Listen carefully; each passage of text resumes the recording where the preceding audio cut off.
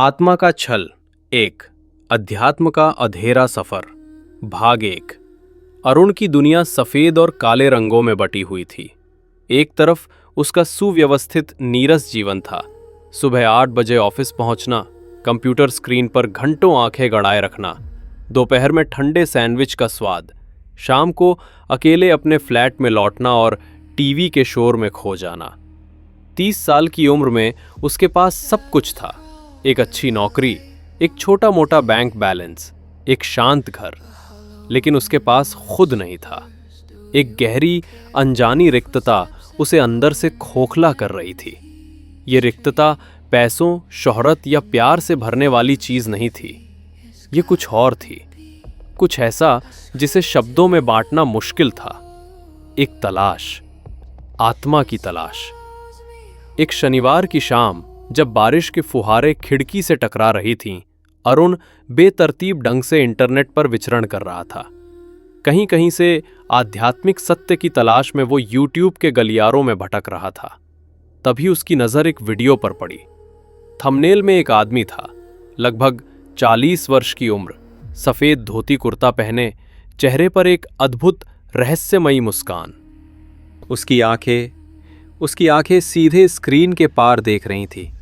ऐसा लग रहा था जैसे वे अरुण की आत्मा के अंधेरे कोनों में झांक रही हो। अरुण ने बिना सोचे वीडियो पर क्लिक कर दिया। अगले 55 मिनट तक वो मंत्रमुग्ध होकर स्वामी अनंतानंद को सुनता रहा। ये कोई उपदेश नहीं था, कोई धर्म का झंडा नहीं था, ये एक संवाद था। स्वामी की आवाज में एक अद्भुत मिठास और दमखम था। वे बात कर रहे थे उस रिक्तता के बारे में जो सब कुछ पा लेने के बाद भी बनी रहती है, उस अकेलेपन के बारे में जो भीड़ में भी साथ नहीं छोड़ता। अरुण की सांस रुक गई। ऐसा लगा जैसे स्वामी सीधे उसके दिल की बात पढ़ रहे हों। तुम सोचते हो, स्वामी ने मुस्कुराते हुए कहा। उनकी आंखों में एक चमक थी कि ये तुम्हारी कमजोरी है, लेकिन नहीं, ये तुम्हारी आत्मा की पुकार है। ये तुम्हारे जागने का समय है। तुम्हारे भीतर एक दिव्य चिंगारी है जो धीरे धीरे बुझती जा रही है। मैं यहां हूं उसे फिर से प्रज्वलित करने के लिए। हर शब्द एक कुंजी की तरह था जो अरुण के मन के ताले खोल रहा था। स्वामी ने कठिन आध्यात्मिक सिद्धांतों को इतने सरल, इतने व्यावहारिक उदाहरणों से समझाया कि लगा जैसे यही सत्य है। वीडियो के अंत में स्वामी ने एक इनर अवेकनिंग वर्कशॉप का ऐलान किया जो अगले सप्ताह शहर के एक रिट्रीट सेंटर में होना था। अरुण ने बिना एक पल गवाए ऑनलाइन रजिस्ट्रेशन कर दिया। फीस मोटी थी, लेकिन उस रिक्तता को भरने का ये एकमात्र रास्ता नजर आ रहा था। उसने सोचा, शायद यही वो चीज है जिसकी मुझे तलाश थी। वर्कशॉप वाला दिन आया।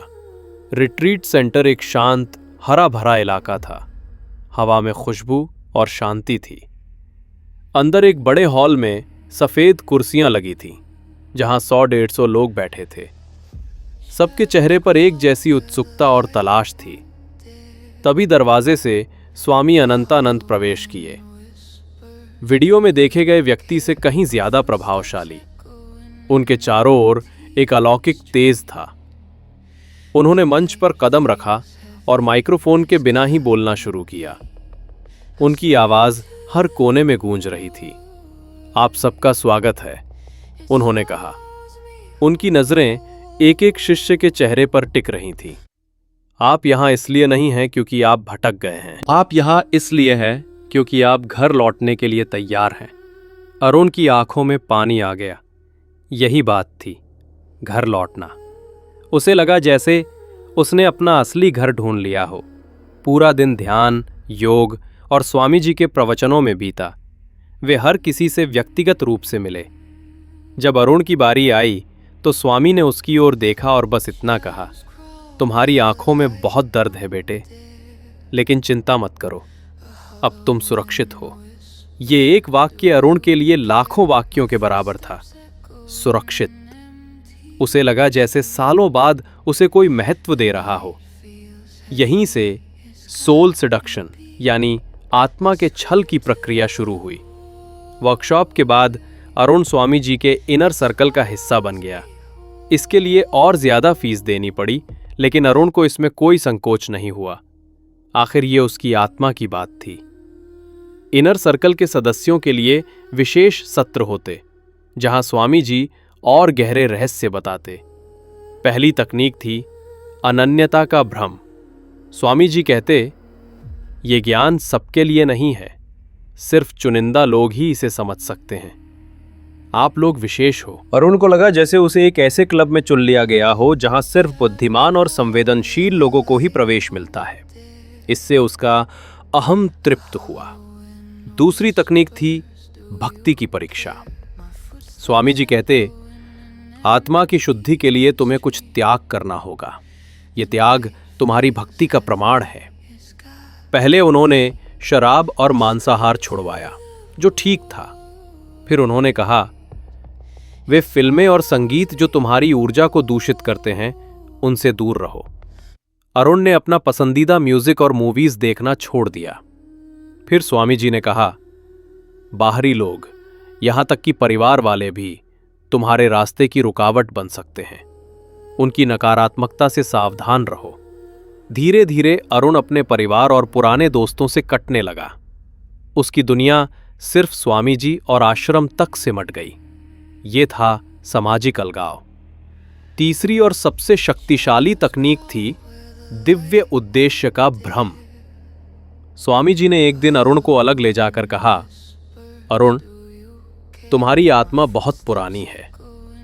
तुम एक विशेष उद्देश्य के साथ यहां आए हो। मैं तुम्हें वो रास्ता दिखा सकता हूं, लेकिन इसके लिए तुम्हें पूर्ण समर्पण चाहिए। तुम मेरे विश्वास पात्र बन सकते हो।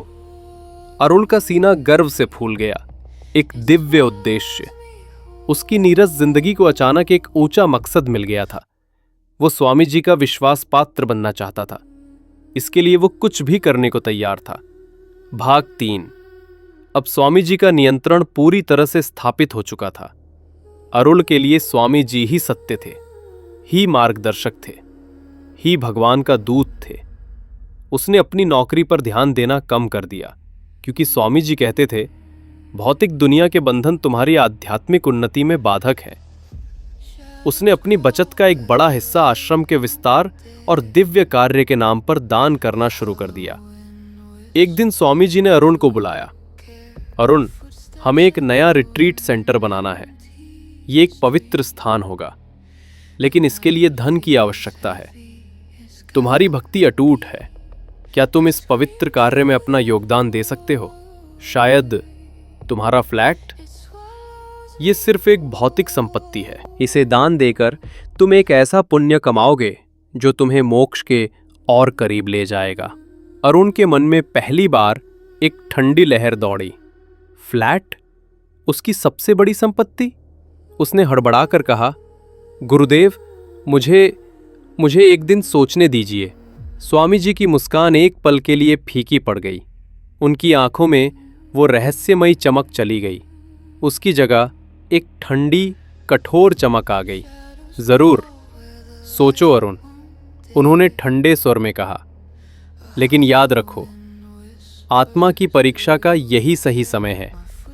जो डगमगाता है वो कभी मंजिल तक नहीं पहुंच पाता। उस रात अरुण सो नहीं पाया।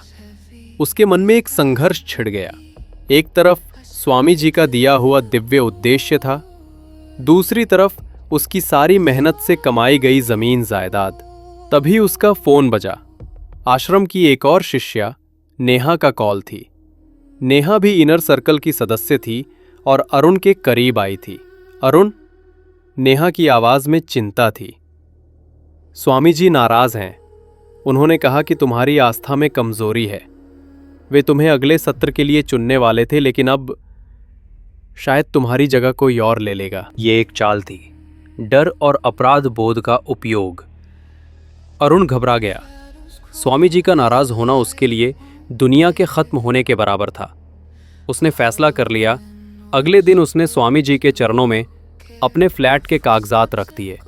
स्वामी जी ने फिर से वो मधुर मुस्कान ओढ़ ली। मैं जानता था कि तुम सच्चे हो अरुण। तुम्हारी आत्मा अब और भी हल्की हो गई है। लेकिन इसके बाद से स्वामी जी का रवैया बदल गया। अब जब अरुण के पास देने के लिए कुछ नहीं बचा था, तो उसकी उपयोगिता खत्म हो गई थी। स्वामी जी ने उस पर ध्यान देना कम कर दिया। नए अमीर शिष्यों पर उनका ध्यान केंद्रित हो गया। अरुण को आश्रम के छोटे मोटे काम सौंपे जाने लगे, जबकि पहले वो विश्वास पात्र हुआ करता था।